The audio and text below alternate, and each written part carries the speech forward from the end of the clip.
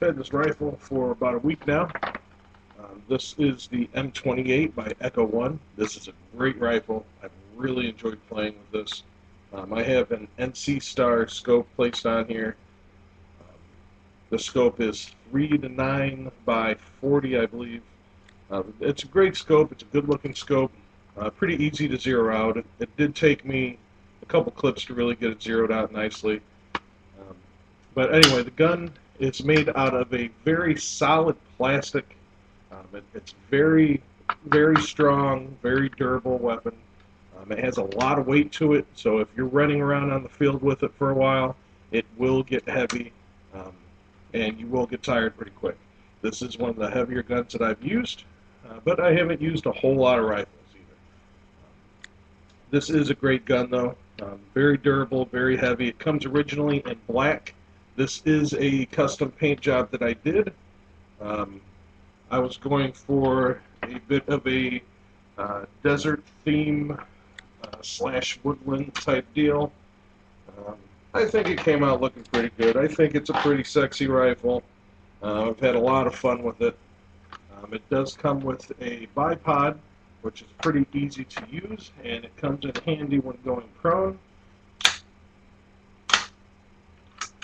It does make it very easy to go prone and try to pick off some heads. I've had a lot of fun with this rifle so far. It does have a feeding issue. As far as ammo goes, it will jam and misfire when you first get it. You do have to assemble it. There's 3 bolts. There's a bolt here, and a bolt here that you have to assemble the barrel to. Now, if you do not tighten this bolt down good, that is where you will have your issues with misfeeding.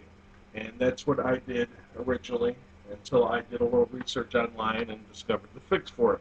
You just loosen up these two bolts a little bit, and you really bolt down this one nice and tight. Now, because this one doesn't take an Allen, it is a little bit different. You have to stick something in there. You can use the edge of an Allen and bolt it down really good. If you get it bolted down really tight, the gun will stop misfiring or misfeeding on you, and you won't have any more issues. At least I haven't had any more issues. The gun does have an adjustable stock, which comes in very handy once again. You've got your rifle strap. The bolt pull is very hard, which adds to the feel of the gun. I really like it. But I suggest putting it against your shoulder first, and then giving it a nice pull back. It is a bit loud, but that's to be expected when you're shooting at 530 FPS on average with .2s. I use .3s in here because they're a little bit heavier. Long range, it gives you a little bit better accuracy. You might even want to use something a bit heavier than that to get even better accuracy. This gun will fire very long range. I was taking out targets at about 250 feet. 8 out of 10 times I was hitting my mark, or close to my mark at least, man-sized. But this is a great gun. I highly recommend picking it up if you're into sniping. $175 at Airsoft GI. Again, this is the M28 by Echo1 with a custom paint job. I think it came out pretty good. I think it's a sexy looking gun. The orange tip I only leave on for transportation and storage. You run a knife along it. You can very easily pop it right off. Now you are not sticking out like a sore thumb in a bush. It's easy to take off, but I would suggest putting it back on for transportation. In some states, it's a 3rd-degree felony not to have an orange tip on an airsoft rifle. The tip can unscrew, and it comes with an extender that you can screw right in there. The extender I have put up right now, I'm not quite sure where I stuck it, but it makes it very easy to attach silencers, barrel extenders, whatever you might want to do. But again, this is the M28 by Echo1. Great gun, solid gun, about $175 on Airsoft GI. I haven't had any problems with it whatsoever after fixing the small issue with misfeeding.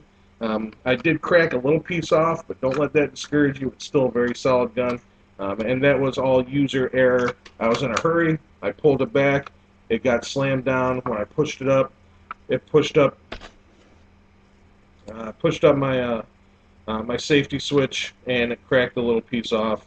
But it's no big deal. It doesn't affect the gun whatsoever. It's a great gun. It's a lot of fun. I suggest picking one up if you want to snipe. I'm going to stop rambling on now. I'll go on to do a review of a handgun that my wife picked up for me as a sidearm, which I picked up at Walmart, but I really like it. But that's a review to go up next. Um, Pick up the sniper rifle, fuck off some heads, have a good time, and remember, safety first. You don't want to be the one that gets airsoft banned in your state. Thanks a lot.